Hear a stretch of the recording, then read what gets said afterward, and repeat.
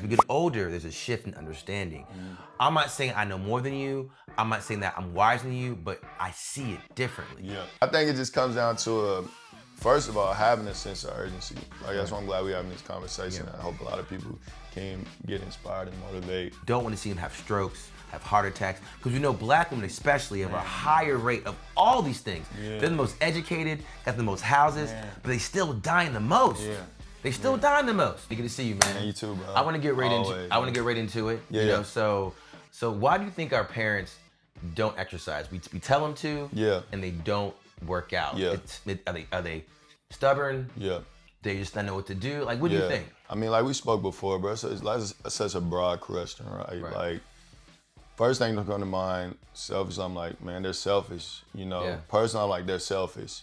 Yeah. Is that how you feel? That's how I really feel, bro. Okay, I mean, but then the gray side of me is like, they just don't know what that looks like and consists of for them, right? Depending on how they were raised, you know, how their lives went. You know, it's like you can tell our parents, our moms, right? Like similar backgrounds. Mom, you need to go to the gym. Your knees hurt all the time. Every time I talk to you, it's an issue. And what'd she say? What'd she say? Like, well, I don't got time. I'm like, how don't you have time? All 6 of your kids are out of the house. Your grandkids don't live with you. Like, you got time. So that's what comes with, like, you being selfish because you're being lazy. Right. I mean, I think it's hard to have that conversation, though. I think, you know, especially with it turns into an argument. Because let's be real. In our culture, you tell your parents they lazy, what's gonna happen, right? You gonna so let's be real, right? Like, so I'm not a lazy word, but yeah, it's like inside. I think you touched on a good point, though. I think you know, especially with our generation, you know, if you're 30 to 45 years old, that area there, I think we tend to exercise a lot, you know, because of the knowledge, you know how important it is. Then we go back to we go back home. We see our folks. They chilling. They gaining weight. Getting high cholesterol, high blood pressure. I don't think they really know how we feel looking at them. You know what I'm saying? So there's a lack in communication. Yeah. Amongst the relationship. You know, like as far as like, I hate to use the word like lazy, right? Because like we wouldn't be here today if it wasn't because of everything they put. And it took probably a lot of hard work for you to get to where you at with mother support, vice versa. You know what I mean? And other siblings. So it could be like they're burnt out. Maybe they don't have a lack of motivation is more like it versus lazy. You know? I mean, I think of like our moms, right? You know, our moms did a lot in the house. They worked. They took care of us. And we know for a lot of black women, self-care was not important, right? 60s, 70s, 80s, 90s, we survived it, right? Everybody is on E, on the stress level up to here.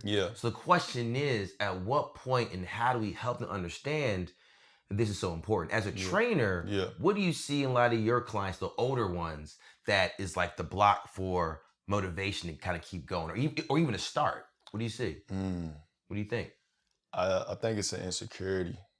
Okay. Yeah, I think there's like a part of healing that needs to take place. Like I remember we spoke about how back then it was more of a vanity, you know, for women of color to do anything. You know what I mean? Like it wasn't, they were never like put on the spotlight and be like, oh, black women this, black women that. They were always judged or something bad, nappy hair, this and that. So it kind of just matured throughout the years, right?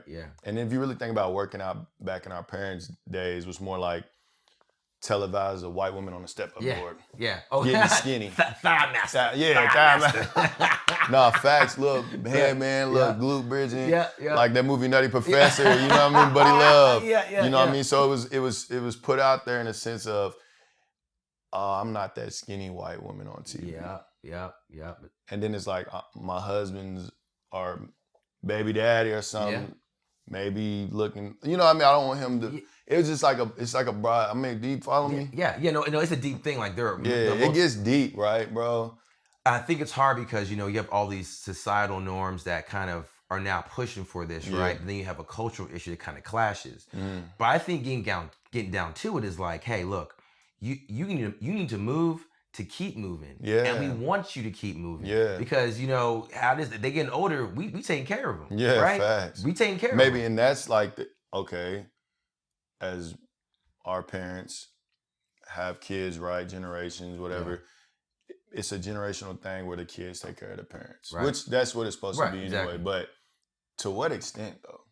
You know what I mean? Like you want me carrying you up and down the stairs, like now you become a burden because like your kids move away, we come back in town, and it's like, my relief is here. And it's like, that's not fair, but it's like... I wonder, like, really if that's everybody has different kind of family. Like these seeds that's been planted. Everybody has different kind of family, like a different family balance, right? Yeah. Like a dynamic, right? Yeah. I think sometimes, you got some people who are like, you know what, I don't care, like how bad you are. If you can't walk, you can't move, you can't talk. But if you think about it though, think of how much easier, how much better it'll be to grow older if you just got more function. If a little bit easier to go up them stairs, right? Yeah. If now we do a family trip, you're not in the wheelchair the whole time, right? Yeah. Now you with the grandkids hanging out. Yeah. So I think you gotta think about that too. Like, how's it gonna look when I'm 70, when I'm 80, and we got this family, and I can't do what I want to do, right? And I think about lack of resources too. I think about like how, single parent household, mother has 6 kids, taking all of us to different activities, school, this and that, running us around town, making sure we're in tip-top shape and being able to perform at a high level. And a lot of times that was just our moms doing that. Let's be real, right? 100%. That was working. Yeah, and granny. Yeah, granny, right. But what about who was making sure they were taking their vitamins? Going to their doctor checkups, going to the gym, or just having some just alone. Who was checking on them? Who was checking on them? Who was checking on them? Because they were damn sure was checking on us. Yeah. And you know what I mean? Yeah. So it's like them old issues, the diabetes that they could have treated 10 years ago, 20 years ago, the matured, cholesterol, and the lack of information, like I said, and resources. There wasn't so much social media. And then you got to think about, I can get into it in a sense of shit, growing up in the hood, shit, just like you call it the trap or whatever you want to call it. Like, there wasn't all this help. There wasn't gyms on every corner. There was recs and community centers, but there wasn't exercise rooms. Right. So now you're thinking about government assistance was, here's a box of cereal and block cheese, but it wasn't YMCA passes or, exactly. You know what I mean? Right. And then if there was any type of working out, it was at the school playing sports back in their day, and then they're making sure kids go to school because you can go to college, but they're not really harping on working out. And and some shit get lost in. Right. And I'm gonna give you the suburban perspective, right? I was born in Voorhees, New Jersey, right? Where there were more gyms. But you guess what though? Now that I think about it, they were free up there. They're like enough damn taxes, right? They're gonna find a way. But I'm not sure if my mom felt comfortable in that environment in the suburbs, right? Because that gym, you know what it looked like, right? Yeah. So the question is, do they feel welcome? Because honestly, with me, like I've been to certain gyms here in Dallas, and I don't want to go because I don't feel welcome, right? 100%. So do you feel welcome? Is there a community there for these older Black women to exercise together, right? Yeah. That's just one thing. There are so many other layers to this that and invisible, man. Like so, and also deep. Too. So we got the thing about is it a superficial thing? Is it a cultural thing? But now it's like, okay, do you understand the health thing, right? Yeah. How do we maybe communicate to our parents better how just the importance of it? How do you think that talk can go? Like really just sitting down and, unpacking. Yeah, because you can't be like, hey mom, get your behind up off this couch. That don't work. Yeah. Hey mom, and psychological you ain't looking too hot. That ain't gonna work either. You ain't gonna tell you. Boy, who you talking to? Who you talking to? Boy, nah, man. Who you talking to? Right. Or they hit you with the, boy, I used to look, why you think you look how you look?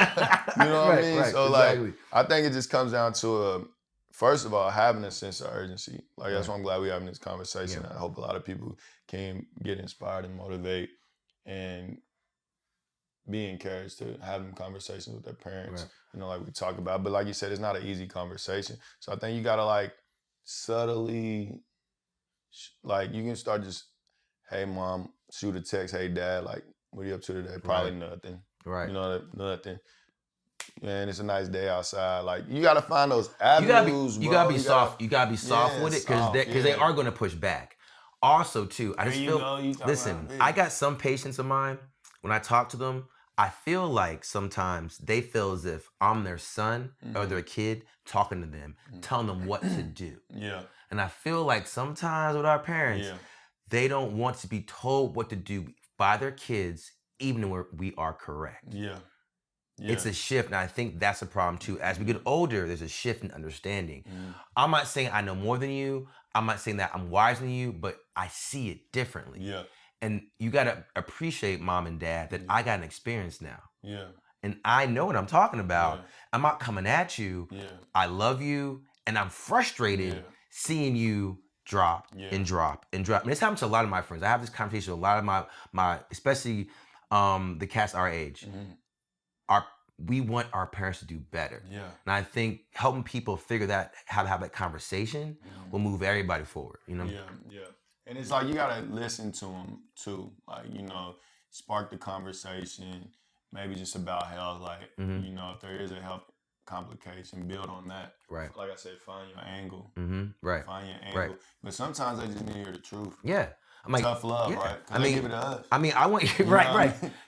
And I don't want to do a whole like, and this is not even like do as I say, not as I do, because I'm doing it. Yeah. You know what I'm saying? 100%. And see, my pops was a bodybuilder, right? Okay. So my dad still works out. See, my dad, he sent me videos. Yeah, he's still getting it. Yeah, you're getting it. Yeah. So I think I do want to have this because it's about, we love our mothers a lot, and we want to see them succeed. We don't want to see them have strokes, have heart attacks, because we know black women especially have a higher rate of all these things. They're the most educated, got the most houses, but they still dying the most. They still dying the most. And so I think that's important for us to kind of push, like, look, we want y'all to be healthy. We want y'all to be successful. Up here with them, bro. Like, just, you know, I'm 35. I can't really recall way back in the day, but I'm 35. I'm way older than you, bro. I'm like, damn, you old, damn. I'm like, man, I just had my first kid, so shit. Congratulations, man. 10 years right there. Yeah. But nah, man, I think it's the more psychological thing. We talking about them dying, man. I think, you know, and it could start in the heart too, you know, but in 2026, there's no excuses. Yeah. Like let's like you said, let's have the conversation. Let the healing begin. Maybe it's deeper than physical, like you said. It's a spiritual thing too. You know, I had an awesome patient talk to me. She was like, I'm asking my patients, how do I push my women to exercise? And she was an older black lady, she's about 77 years old. She goes, you know, every day I look in the mirror and I see what God made. And she goes, I owe it to God to get up and move this body because he gave me the opportunity, move these legs, move these arms. So she goes to me, she goes, you know what? If I'm not moving, I'm not living up to the promise I made. And I was like, that's a deep thing. Like he let you wake up this morning, your heart was beating, your lungs were moving. He gave you a chance. Use it. Use his highest form of creation. Use it, right? Internal motivation. And all, you know, also other things too. We need more of that too in the black community. Just more versus making the whole BBLs, norm, all this bullshit out there, bro. And that's the thing too, right? You know what I mean? All these training packages out there, more so like it was normalized real life shit. You know what I mean? I think, you know, like your client was just saying about the spiritual, like that motivation alone, you know what I mean? Like, it should be enough. You think it is. Yeah. But then you have things like, you know, also let's talk about time, right? Yeah. So now our parents, this is what I see a lot too. This blows my mind. You wait your whole life finally to do all these things. Yeah. Now you 65, 70. Y'all just chilling. I go home, I'm what are y'all, and this is a lot of my patients too. I'm like, what are you doing all day? So you can't tell me you can't go walk for 30 minutes? Right. You can't tell me you can't give me 15 minutes of an easy little 5-pound band exercise at home? You can do it. Move. Get up. Move. You know, you sitting there watching your stories, watching these game shows. Man, you know what I'm saying? There's a lot of weapons of mass distraction out there, bro. And I think, you know, I think that's the probably number one killing in our black community. Because, like you said, like our black queens are successful, most homes bought X, Y, and Z, but we also the most spenders in the black community, right? We spend. But also we get distracted easily too. Yeah. You know, looking left or right. At what she got, what he got, keeping up with the Joneses, X, Y, and Z, instead of looking in the mirror. Right. My word this year is accountability. Man. You can't expect someone else to solve all your health problems at this point anymore, right?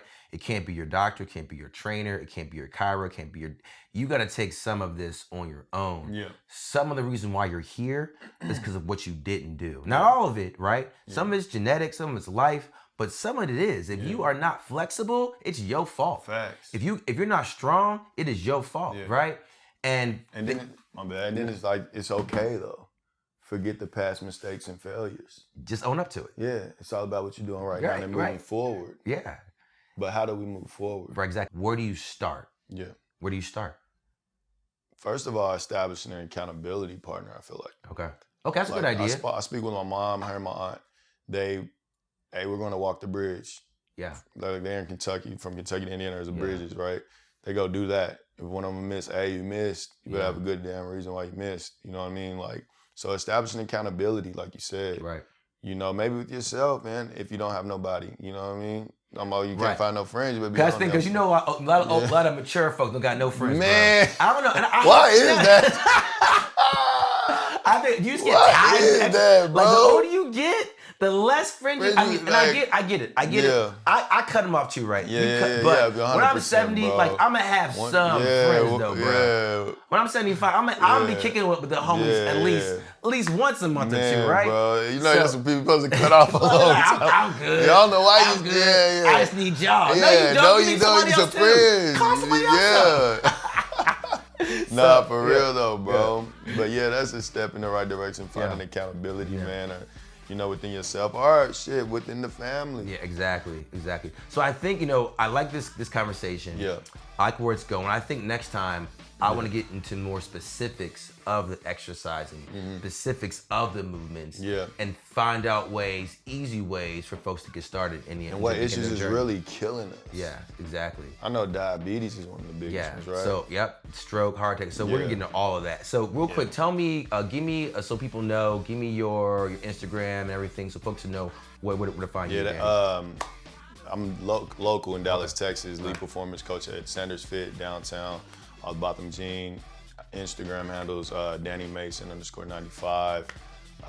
Yeah, man, I'm around. Let's do it, man. I'm around, bro. Well, thank you for the day, sir. Let's next time.